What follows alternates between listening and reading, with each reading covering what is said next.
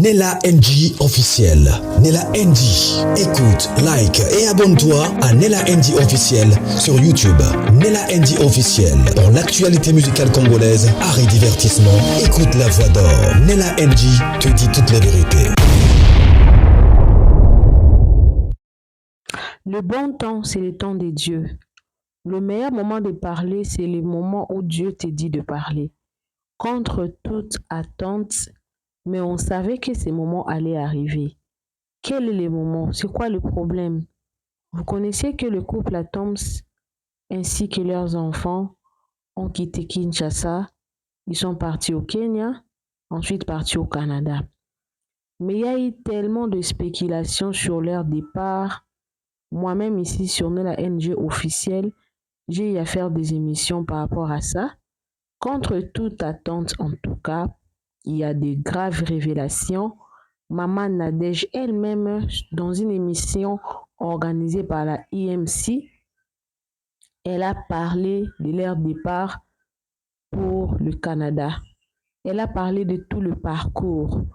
Qu'est-ce qui a fait qu'ils quittent Kinshasa pour partir? Contre toute attente, je vous dis, je ne veux même pas vous donner l'excitation pour que vous puissiez suivre ce qu'elle a à dire.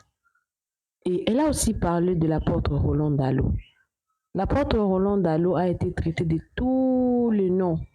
L'apôtre Roland Dallot, sur sa dernière publication, quand il était en train de prier pour Atoms et notre pasteur, il avait parlé de l'intégration pour Maman Nadège, qu'elle aura du mal à s'intégrer. Alors Maman Nadège a fait mention à ça. Il y a vraiment une histoire, une très belle histoire qu'elle a racontée, mais elle a vraiment choqué les gens. Je vous dis, vous serez choqués par tout ce qu'elle a dit. Qu'est-ce qui a fait qu'il puisse quitter Kinshasa?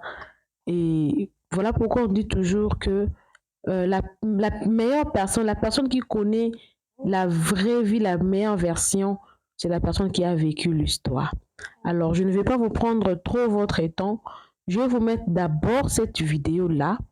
Suivez la vidéo-là. Moi, je vais rentrer seulement à la fin pour essayer de conclure. Si vous me permettez, je vais aller rapidement vous donner les spéculations, tout ce qui se disait. La première version que nous avons appris, quand le couple Atoms était parti au Kenya, ils ont fui Kinshasa. Là, je suis en train de faire le rappel. Avant de vous mettre la vidéo contre la version de Maman Nadège, la première version, j'avais même fait une émission sur ça. Ils ont fui Kinshasa. Pourquoi ils ont fui? Parce que après, Maman Nadège était malade. Vous savez qu'elle était empoisonnée 2 fois. Après qu'elle soit guérie, ils ont découvert que leur fille aînée et leur cadet étaient empoisonnés. D'ailleurs, ils ont failli perdre leur fils cadet. Leur cadet, voilà, leur fils unique. Et il y avait même une personne de l'église Philadelphie qui avait confirmé. Il a dit que l'église était en train de prier pour ça. Après la guérison des enfants, le couple s'était vu en insécurité à Kinshasa. Voilà pourquoi ils avaient préféré quitter Kinshasa. Ils ont voulu, Maman Nadège même a parlé de ça, ils avaient voulu partir d'abord en Afrique du Sud. En Afrique du Sud, à l'époque, il y avait vraiment un problème de visa. Et tellement, même jusqu'aujourd'hui, pour obtenir un visa de l'Afrique du Sud, c'est devenu tellement très compliqué. Et ils ont pensé à Kenya. Comment l'idée de Kenya est arrivée? L'idée de Kenya est arrivée parce que le pasteur Atoms était parti prêcher à Kenya. Et il a aimé en tout cas le Kenya. Et il a proposé à Maman Nadège. Et quand ils ont voulu faire le démarche pour aller rester au Kenya là-bas, je ne savais même pas que pour partir au Kenya, quand vous avez un passeport congolais, vous n'avez pas besoin de visa. Donc, vous allez seulement acheter le billet, partir au Kenya directement. Dieu avait favorisé parce que c'était leur décision d'aller s'installer à Kenya. Bon, au Kenya, pardon. Et ils ont acheté seulement le billet avec les enfants. Ils sont partis. Arrivé au Kenya, là-bas, il y a eu beaucoup de spéculations. Vous allez écouter ça à la bouche de Maman Nadège aussi. Des gens qui disaient que non, le couple Première version, que le pasteur Atoms avait engrossé une fille à Kinshasa. Ils ont fui au Kenya. Et le pasteur Atoms est parti aussi au Canada en laissant Maman Nadège au Kenya là-bas avec les enfants. Ils ne seront plus ensemble. Ils ont divorcé. Ils ont tellement honte de le faire à Kinshasa. Voilà pourquoi ils ont préféré le faire en dehors de Kinshasa pour que la nouvelle ne se propage pas trop rapidement. Peut-être plus tard, des histoires comme ça. Après, il y a beaucoup de versions, en tout cas. Vous allez écouter Maman Nadège, elle va en parler. Et pour clôturer le tout, en tout cas, elle est entrée dans le sujet de l'église Philadelphie. Pourquoi ils ont quitté? Est-ce que c'est à cause de l'église Philadelphie qu'ils ont quitté? Vous allez écouter ça. Est-ce que c'est à cause de l'apôtre, pardon, Roland Dallot, qu'ils ont quitté Kinshasa? Vous allez écouter. J'étais vraiment choquée. Je me suis dit, attendons le bon moment pour parler de certains sujets. Qu'est-ce qui a fait que Maman Nadège puisse parler de ces sujets maintenant? C'est parce que pendant tout ce temps-là, contre toute attente, pendant qu'on parlait de leur départ et tout, Pasteur Atom c'était déjà au Canada. Sa femme était restée au Kenya avec les enfants. Ils avaient des difficultés à avoir le visa pour aller au Canada. Alors, Dieu a fait grâce, on leur a répondu positivement. C'est à peine même que Maman Nadège est arrivée au Canada avec les enfants. Donc, officiellement, je pourrais dire qu'elle en a parlé maintenant parce que c'est seulement maintenant que la famille est au Canada. La famille Mbouma est maintenant complète au Canada. Voilà pourquoi elle a préféré faire taire toutes les rumeurs qui circulaient derrière leur nom et en finir une fois pour toutes pour commencer la nouvelle marche avec Dieu là-bas au Canada. Alors, abonnez-vous sur la NG officielle, cliquez la cloche notification, aimez la vidéo, commentez, surtout partagez. Suivez la vidéo de Maman Nadège. Elle a vraiment tout expliqué, des révélations très choquantes. Elle a tout dit en tout cas dans sa version des faits. Et moi, je vais revenir seulement pour enchérir, faire un petit commentaire et puis clôturer. Abonnez-vous, suivez la vidéo. Je reviens juste après avoir fini de suivre la vidéo. Suivez. Sortez pas de nulle part. Et puis, ça a commencé comment? Dans nos échanges, comme d'habitude, comment s'appelait? Alors, pendant notre échange avec Annabelle, Jérémy, nous deux, Atom c'est moi, on parlait, puis Atom s'est dit, je pense de plus en plus à faire... on parlait de nos projets, je pense, et puis Atom s'est dit, nous allons aller en sabbatique et tout ça. Oh, Jérémy qui s'est dit, en sabbatique, vous allez où? On a dit, on va aller en Afrique du Sud. C'est ce qu'on avait dit. Ah, pourquoi pas de ce côté, vous allez passer quelques temps avec nous et tout. On a dit, oh, on sait pas encore. Bon, c'est comme ça que ça a commencé. Et puis, petit à petit, ça a commencé en 2021. C'était le Covid. Ouais. C'était le Covid. C'est comme ça, on a commencé en 2021 de parler déjà de ce projet. Oui. Mais ça vient de loin. Les gens ne savent pas. Alors, on a parlé, et puis, mais ça serait bien que vous passiez sabbatique par ici et tout. Je vais parler à Michael. C'est comme ça que c'est parti. Et finalement, ce n'était pas encore au point. Alors nous, on devait partir en sabbatique. On s'est dit, OK, que ça nous trouve ou ça nous trouvera. Okay. Nous, on va aller en sabbatique. On doit quand même partir. Alors vers, je pense, en 2023, on a décidé, parce que le projet était d'aller en Afrique du Sud. Alors c'était quand même devenu difficile d'avoir les visas de l'Afrique du Sud. C'était compliqué. Alors on a dit, Atom s'était venu, et il était allé au Kenya en retraite. Il a passé 3 semaines en retraite au Kenya. Puis quand il rentre, il me dit, Nadège, on n'a jamais pensé au Kenya. On peut aller au Kenya. Et puis j'ai dit, OK, comme l'Afrique du Sud aussi, ça tarde, on peut aller au Kenya. Alors quand on a dit, bon, il faut faire des démarches pour aller au Kenya. Et la semaine, quand on a décidé qu'on devait aller au Kenya, et on nous informe la semaine qu'il n'y a plus de visa, il n'y a plus rien, donc tu payes ton billet, tu vas au Kenya. Alors on a dit, voilà comment Dieu nous conduit. Alors nous sommes partis, nous sommes allés au Kenya, et quand on arrive au Kenya, les enfants commencent l'école. Ce n'est que, je pense, quelques semaines après, Attends, je me dis, Nadège, tu vas pas croire. J'ai dit quoi? Regarde le Canada qui revient.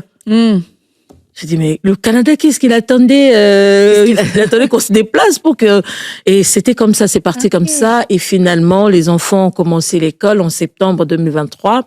Et en mars 2024, Atom s'est venu. Alors, lui devait d'abord commencer à venir. Il est arrivé. Et nous, les démarches devaient continuer et tout ça. Il est arrivé, mais il faisait quand même des allers-retours. Il revenait au Kenya et... Il est arrivé en mars, on a fait des allers-retours et finalement, il devait rester quand même plusieurs mois sur place au Canada. C'était terrible, plus pour les enfants, parce que moi, je le voyais, on s'est retrouvés au concert avec Gaël, on s'est retrouvés dans beaucoup de choses. Et ça faisait... vous aviez beaucoup d'événements comme ça. Beaucoup d'événements, on se retrouvait à deux. On se retrouvait, mais c'était pas possible. Pour les enfants, ils ont fait 5 mois et 6 mois qu'ils n'avaient pas vu leur père. C'était toujours par vidéo. Et lui et moi, on se voyait. Et ce qui me faisait rire, les gens savent que j'aime pas trop suivre. C'est eux qui me ramènent toujours les nouvelles. Regarde, c'est qu'on raconte sur Internet. On dit que Atom s'était abandonné avec les enfants. Il vit maintenant au Canada. Oui, je te dis. Il vit maintenant quand tu dis seulement, ah bon? Oh, gloire à Dieu. Je faisais que répondre ça. On faisait que rire. Je disais, gloire à Dieu. Les gens parlent de ceux qui ne maîtrisent pas, de ceux qui ne connaissent pas. On était là. Mais regarde, ça se raconte que il t'a abandonné au Kenya avec les enfants. Lui, il a commencé une nouvelle vie au Canada. Ça se trouve, il y a des articles sur toi aussi, Stéphanie. Non, au fait, les choses... au fait, tu te demandes toujours, qu'est-ce que j'ai encore crié aujourd'hui? Au fait, parce que tu n'es pas au courant, les gens disent que tu as fait ceci, tu as dit ceci. Alors, bon, c'est notre vie, je suis habituée à ça. On en fait même une blague avec Atom. Nadège, qu'est-ce que j'ai créé encore ces temps-ci? Moi, je lui dis, oh, tu as fait telle chose. On en rit. Alors, Atom, c'est parti. C'est souvent le milieu des artistes et tout ça. Les gens racontent n'importe quoi. Alors, on s'est vu, comme je disais, on s'est vu plusieurs fois avec lui, mais c'est pas toujours évident. Déjà, pas évident de quitter sa vie, son quotidien et tout ça pour aller dans un autre pays. Je suis pas vraiment anglophone à 100%. Alors, au Kenya, c'est l'anglais. Alors, les enfants étaient à l'aise parce qu'ils ont une formation en anglais, ils étudient en anglais. Mon mari est à l'aise, moi, quand même, un peu, faut qu'on répète 3 fois pour que tu captes. C'était pas évident. Mais en même temps, je dirais pas que c'était facile de quitter Kinshasa, de venir au Kenya, d'aller au Kenya.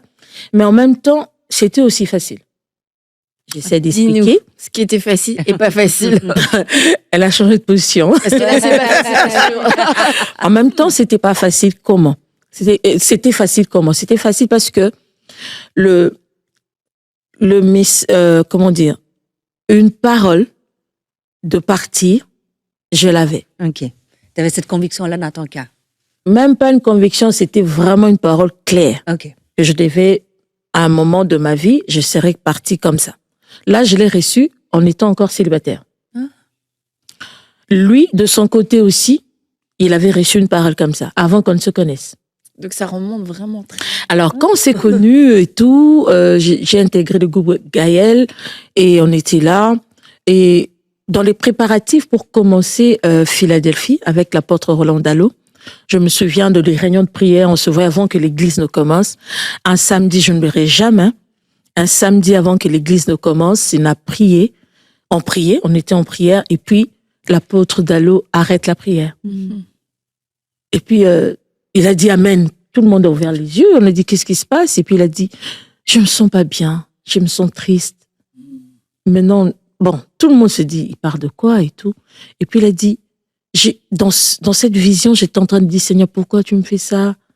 À peine tu m'as donné un homme, tu dois partir encore un moment et tout. Bon, on comprenait pas parce qu'on n'était même pas encore mariés, Tom et moi. Alors, il nous dit clairement, il nous dit, j'ai vu en vision, on vous accompagne, vous deux, avec les enfants, vous prenez l'avion et vous partez. On a dit, ok, pas mariés du tout encore. Alors, on a dit, ok. On a commencé l'église, on a commencé Philadelphie. Et je me souviens, je pense, 1 an après, bon, je me retiens plus la date, mais c'était aussi à l'église encore à Philadelphie. Il a vraiment parlé de ça un dimanche. Il avait parlé de ça, il a dit, je suis en train de voir, il parlait sur beaucoup de serviteurs de Dieu, il a parlé sur un homme, il a dit, je te vois partir dans les années qui viennent, tu vas partir, je sais pas quand, tu vas partir, mais ça serait bien pour toi, pour ton ministère, je sais pas comment ça se fait, comment tu vas revenir, mais tu dois partir. Et tout ça. Là, c'était, je pense, je dirais 2009 ou 10. Il avait parlé de ça. Bon, la date, je me souviens pas trop, mais c'était ça, c'était en plein culte. Et souvent, il y avait quelques frères avec qui on était amis qui plaisantaient souvent. C'est encore quand que vous partez? C'est toujours, on me rappelait toujours quand est-ce que vous partez. Alors, on a finalement oublié. Mais il y a quand même des moments où on se disait, ça se passera comment? Ça sera quoi? Qui a raison? Moi, je ne voyais pas des raisons qui pouvaient me faire quitter Kinshasa. J'en trouvais pas. J'aime ma vie à Kinshasa et je voyais pas des raisons. Mais je savais au fond de moi, tu vas partir. Alors, je disais toujours à Dieu, je ne sais pas quand, mais sache que je vais coopérer avec toi. Je sais que ma vie, tu m'as appelé à ton service et quand tu me diras de partir, je n'aurai aucun regret parce que je sais que tu as toujours un plan de paix et de bonheur pour moi. Et ça a toujours été un principe dans ma vie. J'ai appris à faire confiance en Dieu, même quand je ne sais voir quelque chose devant. Et jusqu'ici, ça m'a jamais trompée. Je me suis jamais trompée, au fait. Et c'est comme ça que ça a commencé. Et finalement, les démarches ont abouti. Oh mon Dieu, c'était terrible parce qu'on parlait avec, on partageait Annabelle, des fois Michael, tout le monde priait. Comment ça prend du temps? Comment ça se passe? Les démarches, comment ça stagne? C'était quand même, on se comprenait pas, ça prenait du temps et tout ça. Et finalement, je me souviens, ce jour-là, j'ai prié. Nous sommes entrés en prière avec les enfants. J'ai dit aux enfants, je vous mets souvent loin des sujets, des grands sujets de la famille. Moi, je pense qu'on va se mettre ensemble pour prier. Avec vous, frères et sœurs. Ils ont commencé même à rire et tout. J'ai dit, mes frères dans le Seigneur, nous allons prier. Nous allons nous mettre en prière. Nous sommes entrés, je pense, on a fait 1 semaine de prière avec les enfants. On s'est mis à prier pour ça. On a dit, Seigneur, ça peut pas prendre beaucoup de temps. On doit rester ensemble. Les enfants commençaient à dire, papa ne peut pas venir, venir, on veut rester ensemble.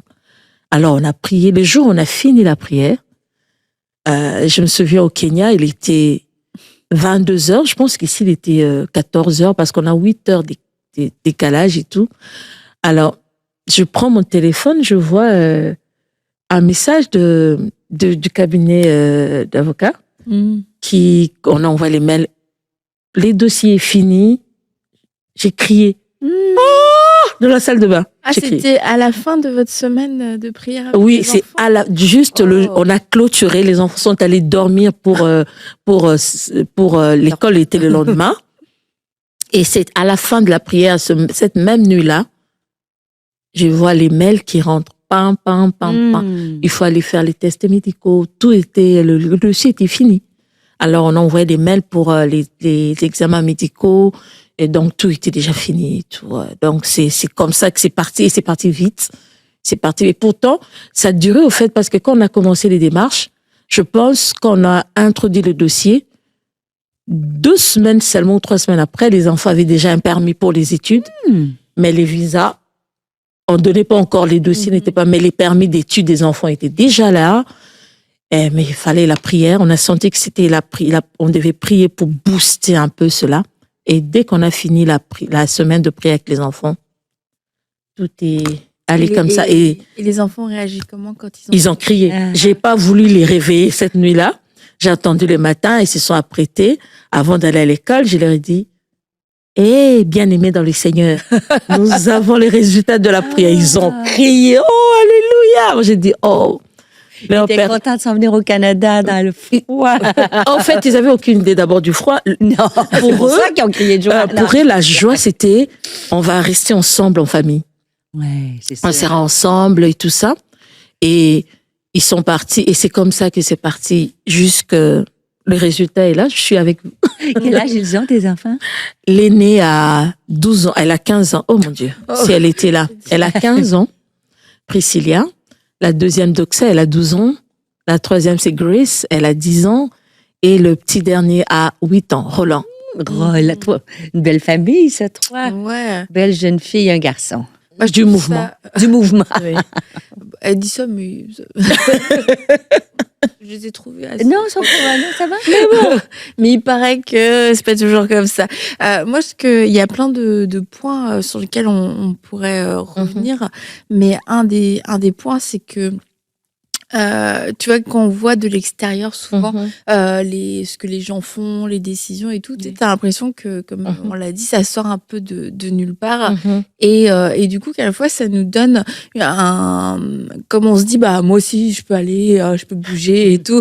Mais en fait, la plupart du temps, tu t'assois avec les gens et t'entends leur histoire, ça vient tout sauf de nulle part. Il y a des paroles qui ont été données, il y a des choses qui étaient dans le cœur et qui souvent remontent même à des années et des années, et que au-delà du côté visible, c'est de se dire est-ce que moi j'ai une parole, est-ce que Dieu m'a dit quelque chose, peut-être quelque chose que j'ai oublié, ou alors est-ce que je suis en train d'agir sur un coup de tête.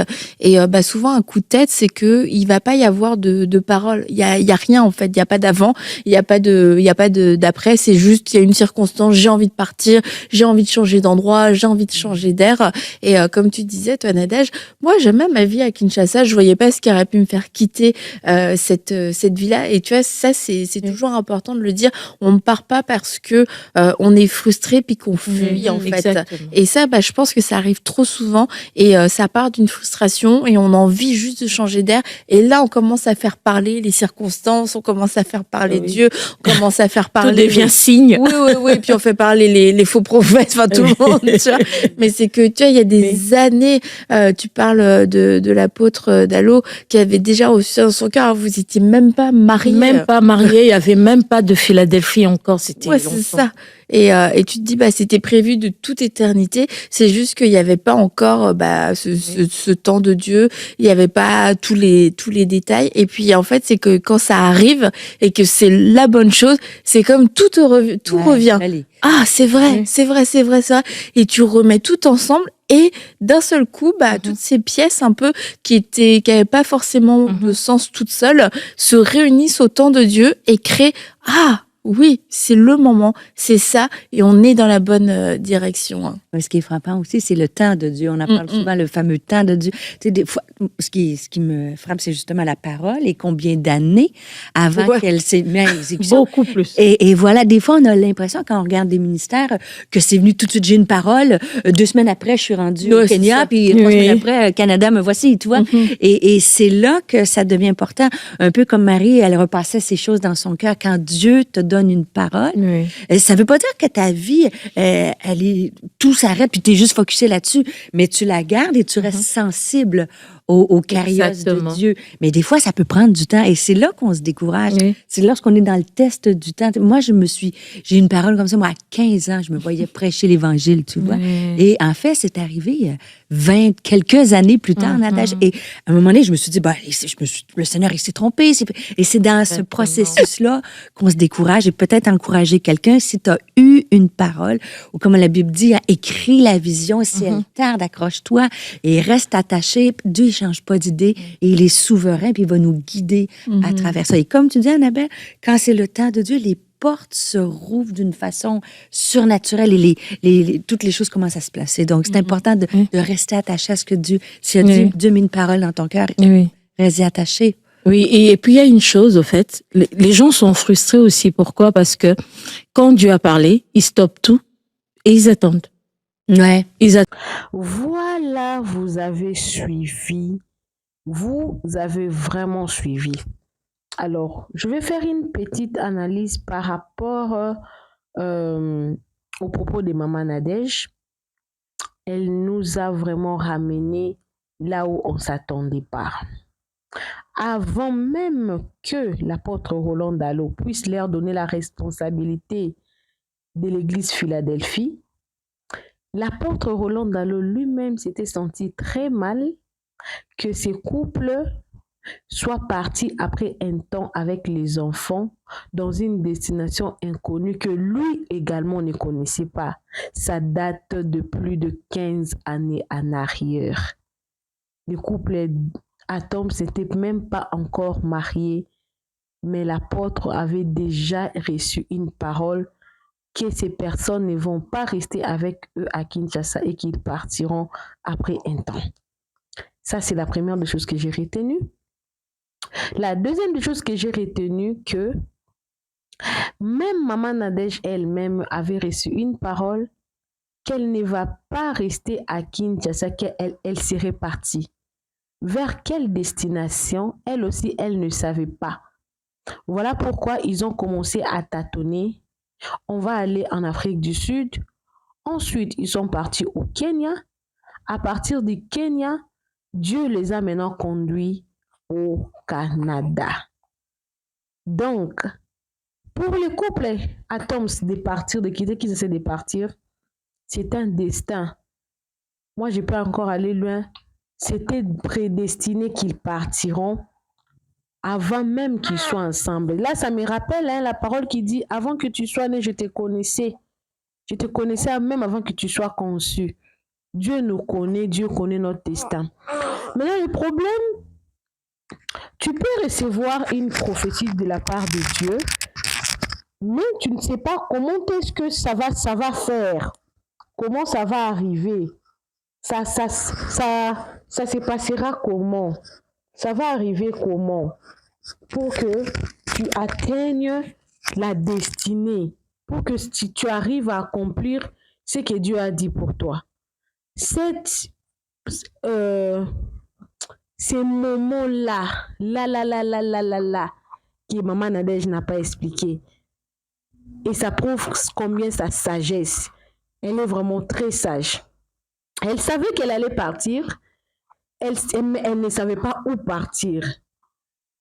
Elle savait qu'elle allait partir, mais elle ne savait pas dans quelles circonstances elle allait partir. Tout cela, elle a gardé, elle n'a pas dit, et ce n'était pas aussi important.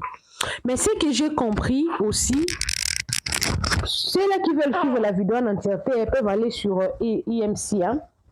Vous allez suivre ça. Elle a dit quelque chose de très important. Elle a dit ceci, elle a dit, tu peux recevoir une prophétie, mais dans l'accomplissement de ta prophétie, il y a toujours une partie de l'homme dedans. Et ils avaient reçu une prophétie avant qu'ils ne soient mariés. Ils ont commencé à avoir des enfants. Ils ont eu plusieurs enfants. Ils ont étudié. Ils ont encore étudié encore. Ils ont commencé à faire étudier leurs enfants. Mais ils ne savaient pas comment est-ce que cette prophétie allait arriver. Même si Dieu les avait dit qu'ils allaient partir, normalement, ils devaient aussi travailler. Parce que même pour partir au Canada ou partout ailleurs, ils avaient besoin d'argent. Même s'il y avait la prophétie, mais ils ont travaillé pour l'argent. Ils ont travaillé pour recevoir l'argent. Ils ont, pasteurs qu'ils sont, le couple, ont travaillé pour avoir des diplômes. J'apprends que le pasteur Atoms a un diplôme de business. Hein? Un master de business. Je suis choquée. Mais il est pasteur, mais il est master de business. C'est-à-dire que ce n'est pas parce que tu as reçu une prophétie que tu dois rester à la maison pour attendre cette prophétie-là s'accomplir au néant. Non, tu dois faire la part des choses. Elle a dit que c'est très important. Beaucoup de personnes n'arrivent pas à saisir leur prophétie parce qu'ils peuvent recevoir une parole, mais ils restent là à ne rien faire. Oh, on m'a déjà donné une prophétie. Alors que eux, ils se sont dit, nous avons une part de responsabilité. La prophétie est sortie, ça fait plus de 15 ans. Mais la prophétie s'est accomplie après 15 ans. Ils sont au Canada par une parole qui a été prononcée. Mais départ la sortie de la parole jusqu'à l'accomplissement de la prophétie, ils ont vécu. Maman a déjà frôlé la mort. Il y a eu plusieurs événements qui se sont succédés. Et aujourd'hui, ils ont accompli, la promesse de s'est accomplie dans leur vie. Mais ils ont travaillé, ils ont eu l'argent, ils ont eu des enfants, ils ont eu des biens qu'ils ont acquis. Ils ont étudié pour enchérir leur bagage intellectuel, pour ne pas être pauvres d'esprit. Ça, c'est un message clé que moi j'ai retenu. que même si j'ai une prophétie, je dois travailler pour que quand le moment sera là, que je mette toutes les possibilités de mon côté pour faire accomplir la prophétie que Dieu m'a donnée. Et je pense que nous tous, nous allons suivre ça. Et je suis contente que le pasteur, l'apôtre Roland Dallot, soit lavé de cette histoire. Oh, son fils, oh, patati patata, il est lavé. On va retenir la version de Maman Nadège parce que ça, c'est elle-même qui a dit ça, c'est la vraie version. Alors, fini les spéculations sur l'apôtre Roland Dallot et beaucoup d'estime pour lui en tout cas. Alors, abonnez-vous sur Nella NG officiel, cliquez la cloche de notification, aimez la vidéo, commentez, surtout partagez la vidéo pour faire taire beaucoup de rumeurs sur l'apôtre Roland Dallot, le couple Atom Simbouma et enfin beaucoup de bonheur pour eux dans leur nouvelle vie au Canada en famille et surtout pour leur ministère. On se retrouve prochainement dans une nouvelle vidéo. Tu as besoin de travailler avec moi en collaboration des promotions de publicité ou tu as un problème avec ta chaîne YouTube, tu vas acheter ou vendre ta chaîne, contacte-moi. Bisous, que Dieu vous bénisse. Bye. Nella NG officiel. Nella NG. Écoute, like et abonne-toi à Nella NG officiel sur YouTube. Nella NG officiel. Pour l'actualité musicale congolaise, art et divertissement, écoute la voix d'or. Nella NG te dit toutes les vérités.